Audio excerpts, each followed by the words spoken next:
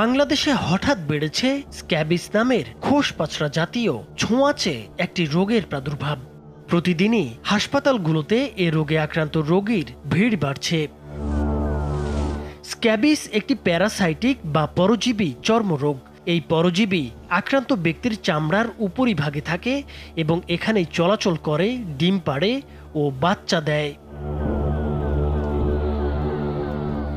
Scabies হয়েছে এমন কারো সরাসরি সংস্পর্শ, আক্রান্ত ব্যক্তির জামা কাপড়, বিছানা, তোয়ালে সহ ব্যবহৃত জিনিসপত্রের মাধ্যমে জীবাণু একজন থেকে আরেকজনের শরীরে ছড়ায়।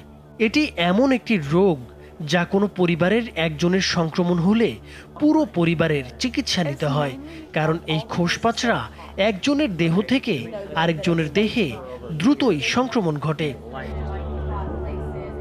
স্ক্যাবিসের সঠিক চিকিৎসা না হলে এর কারণে কিডনি বিকল হয়ে যাওয়ার শঙ্কাও প্রকাশ করেছেন চিকিৎসকরা। সবচেয়ে ভয়াবহ ব্যাপার হচ্ছে, এই পরজীবী শরীরে প্রবেশের 2 থেকে 3 সপ্তাহ পর এ রোগের লক্ষণ দেখা দেয়। স্ক্যাবিসের প্রধান উপসর্গ হলো এ রোগে আক্রান্ত হলে পুরো শরীর প্রচণ্ড চুলকাতে থাকে। শরীরের বিভিন্ন ভাঁজে ভাঁজে, যেমন 2 আঙ্গুলের ফাঁক, কোমর, ঘাড়, নিতম্ব, যৌনাঙ্গ, হাতের তালু, কবজি, বগলের নিচ, নাভি ও কনুয়ে এ রোগের সংক্রমণ বেশি হয়। এসব স্থানে ছোট ছোট লাল দানাদার র্যাশ বা ফুসকুড়ি ওঠে, যা খুব চুলকায়। এগুলো থেকে পানির মতো তরল বের হতে পারে। সাধারণত রাতে চুলকানি বেশি হয়। চিকিৎসকরা বলছেন, স্ক্যাবিসের 2 ধরনের চিকিৎসা দেয়া হয়, একটা প্রতিরোধমূলক, আরেকটা প্রতিকারমূলক চিকিৎসা।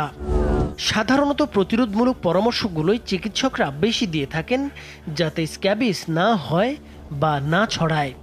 এ রোগে আক্রান্ত হলে চিকিৎসকরা যে প্রতিকারমূলক পরামর্শ দিয়ে থাকেন সেগুলো হলো, সবসময় পরিষ্কার পরিচ্ছন্ন থাকতে হবে। স্বাস্থ্য রক্ষার প্রথম শর্তই হলো পরিচ্ছন্নতা। প্রতিদিন গরম পানি দিয়ে গোসল করতে হবে। পরজীবী দূর করতে গরম পানিতে গোসল জরুরি। গোসলের পর শরীর ভালো করে শুকিয়ে নিতে হবে। ভেজা শরীর পরজীবী বসবাসের উপযোগী, তাই শরীর শুকনো রাখা জরুরি।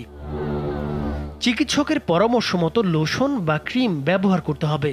গলা থেকে পা পর্যন্ত লাগিয়ে 8 থেকে 12 ঘন্টা পর আবার সাবান দিয়ে গোসল করতে হবে। চিকিৎসকের পরামর্শ অনুযায়ী মুখে খাওয়ার ওষুধ খেতে হবে।